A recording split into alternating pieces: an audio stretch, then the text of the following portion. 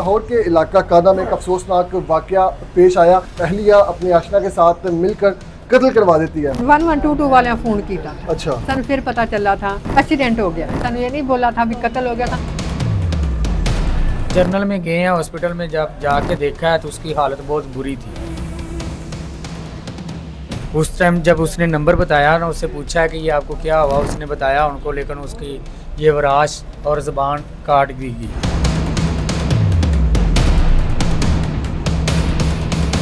गिरफ्तारियां हो चुकी हैं दोनों की गिरफ्तारी हो चुकी है, दोनों जेल में बंद है। ठीक है, चलान कह रहे हैं कि काट दिया हुआ है, लेकिन उसके पीछे अभी तक कोई भी नहीं आ रहा। का नाम मक्खन कॉलोनी, वहाँ ले जाता है। वहाँ ले जाके उसको कहता है कि भाई आप इसको तलाक दे दो वरना मैं आपको नहीं छोड़ूंगा। वो कहता है मेरी एक बेटी है, मैं उसको बेसहारा नहीं करना चाह रहा। वहाँ पे ये छुरी निकाल के वहाँ उसको ज़रबे लगाता है। ठीक है, सीने पे, चेहरे पे और जितने भी वाइटल पार्ट्स हैं। ठीक है। वक्त न्यूज़ में खुशामदीद। मैं हूं तैयब सुलही। नाज़रीन, लाहौर के इलाका कादा में एक अफसोसनाक वाकया पेश आया। 32 साल रमज़ान को उसकी अहलिया अपने आशना के साथ मिलकर कत्ल करवा देती है। हमारे साथ तो मकतूल की वालदा मौजूद है, उनके भाई मौजूद हैं। इनसे जान लेते हैं कि ये सारा वकूआ किस तरह से हुआ और क्यों इनकी बहू ने इनके बेटे को कत्ल करवाया। माँ जी, मुझे सबसे पहले तो ये बताइएगा कि ये आपके बेटे को आपकी बहू ने जो कत्ल करवाया अपने आशना के साथ मिलकर, क्या वजह थी? क्यों कोई झगड़ा था इनका आपस में? कोई झगड़ा नहीं थी, कोई कुछ नहीं थी। राजी खुशी रहते थे, हंसते खेलते थे। अच्छा, कोई ऐसा मसला ही नहीं थी है। फिर अचानक की होया?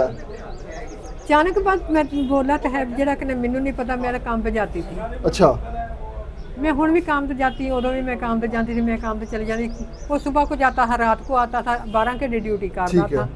फिर रात को होती थी तो सुबह को आके सो जाता था। ठीक है। जब उन्हें कहना उसकी वालदा वाल ले जाना, कहना अम्मी इसकी वालदा बीमार है, कोई बात नहीं, जी उतना चिकरी होता है, बेटियां जाती हैं जितना चिकर वालदा होती है वालिद होता है।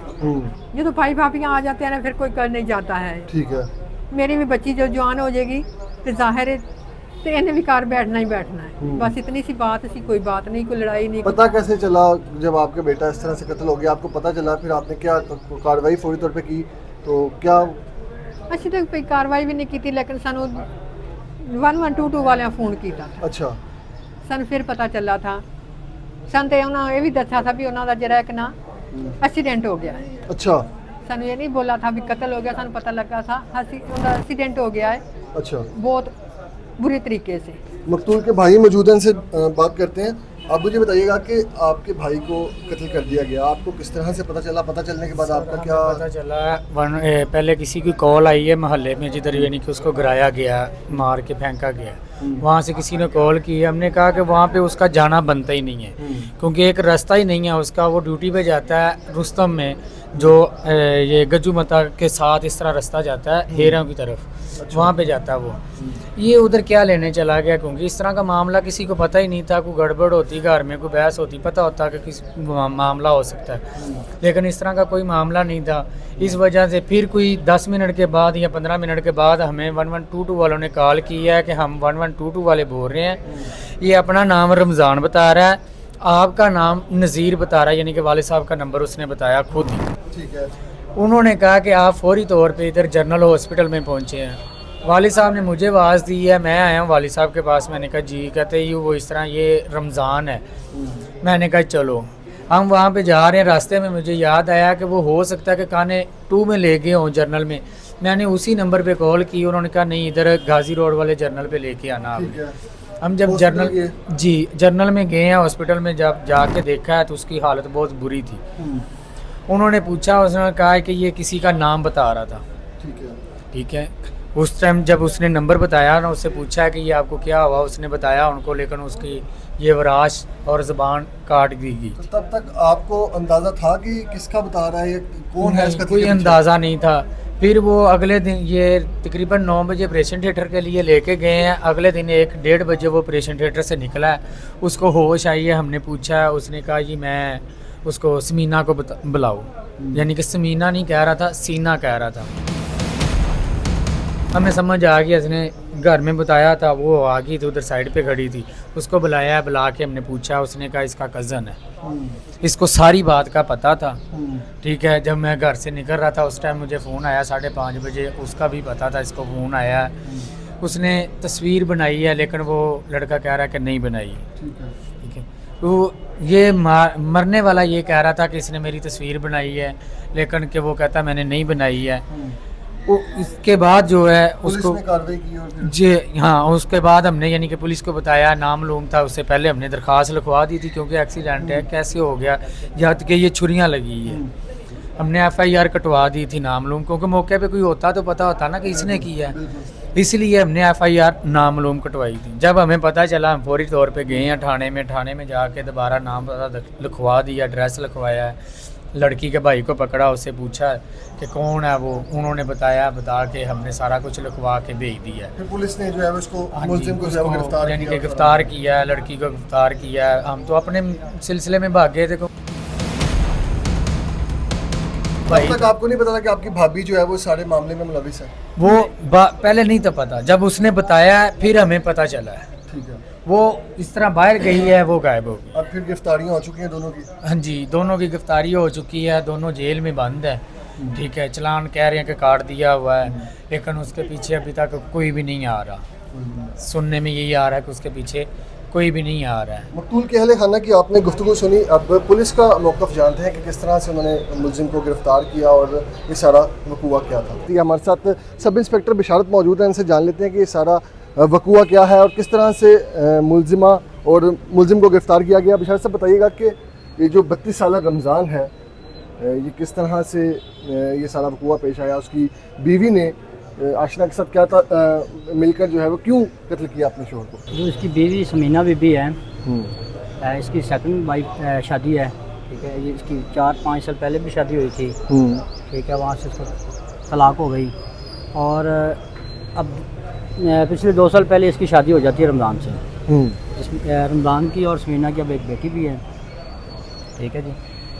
और एक इनका जो समीना बीबी है, इसका खालाजाद बेटा है, खालाजाद भाई है। ओके। वो उपाड़ा से आता है काम के सिलसिले में काना, ठीक है। इसकी वालदा के घर, ठीक है। है। इसकी वालदा समीना की काना की रहने वाली है, ठीक है। वहाँ पे इनकी एक दूसरे के साथ आशनाई हो जाती है, नंबर रिप्लेस हो जाते हैं। नंबर रिप्लेस होने के बाद फिर आस्ता आस्ता इनकी जो बात है लव स्टोरी में चेंज हो जाती है, ठीक है। ठीक है जी। इनका कहना था कि हम एक दूसरे के साथ शादी करना चाह रहे थे और जो रमज़ान है ये मुझे तलाक नहीं दे रहा था, जिसकी वजह से फिर हमने प्लान तरतीब दे के और इसको रास्ते से हटाया, ठीक है जी। और तरीका वारदात क्या था? तरीका वारदात यही है कि जो कातिल है बिलाल, इसने इसको बुलाया है गजुमता से आगे एक गैर आबाद इलाका है, काना मक्खन कॉलोनी, ठीक है। LD रोड के पास, वहाँ ले जाता है। वहाँ ले जाके उसको कहता है कि भाई आप इसको तलाक दे दो वरना मैं आपको नहीं छोड़ूंगा। वो कहता है मेरी एक बेटी है, मैं उसको बेसहारा नहीं करना चाह रहा। ठीक है। ठीक है। जो रमज़ान था, जो मकतूल है, वो कहता है कि मेरी बेटी की वजह से मैं तलाक अपनी नहीं दे बेटी की रहा। वजह से इसको तलाक नहीं दे रहा। ठीक हो गया। वहाँ पे ये छुरी निकालता है, छुरी निकाल के वहाँ इसको ज़रबे लगाता है, ठीक है। सीने पे, चेहरे पे और जितने भी वाइटल पार्ट्स हैं, ठीक है, वो 8-10 ज़ख्म इसके लग जाते हैं। ये मजरूब हो जाता है, हॉस्पिटल चला जाता है, FIR नामलूम के ख़िलाफ़ हो जाती है, ठीक है। जब हम CDR FIR के बाद ब्लाइंड मर्डर है, ये हम इस पे वर्क करते हैं, ठीक है जी। तो सबसे पहले इजी टारगेट होता है CDR एनालिसिस। CDR हम इनकी निकलवाते हैं तो पता चलता है कि ये बंदा लास्ट में इससे राब्ते में था, तो उसके बाद इसका नंबर बंद हो गया। और जब हम इसको पकड़ते हैं बिलाल को, बिलाल हमें फिर सारा बताता है कि जी मोबाइल तो उसका मैं चोरी करके ले गया था, जो इससे बरामद भी हो जाता है। मकतूल का ये मोबाइल भी चोरी करके ले गया था, ठीक है। ठीक है जी। CDR में इनके राब्ते हैं आपस में समीना के और इस दौरान में पुलिस ने इसकी अहलिया से मुलाकात हुई। इसकी अहलिया का क्या रद्द-ए-अमल था शोहर के कत्ल के बाद?